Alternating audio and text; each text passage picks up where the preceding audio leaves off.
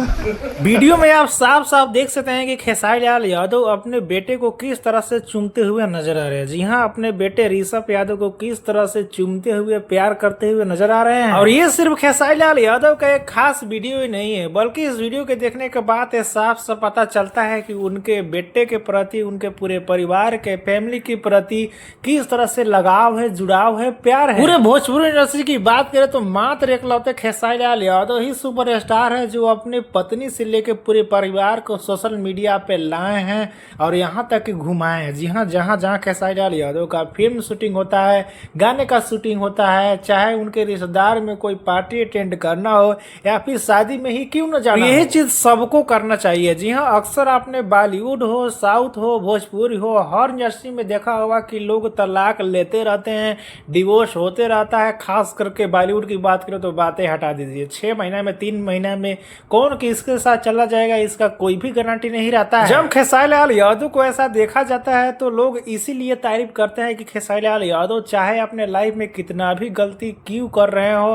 Personal जीवन में क्यों ना अंदर से क्या हो, पर खेसारी लाल यादव जो दिखते हैं, जो दिखाते हैं पूरे सोशल मीडिया पर अपने फैमिली के साथ में जुड़ाव रिश्ता, उस तरह से बहुत ही अच्छा लगता है और ये नेक काम है। बाकी आपको क्या कहना है नीचे कमेंट में बताना ना भूले। चैनल को सब्सक्राइब कर ले, फेसबुक जाकर फॉलो कर ले।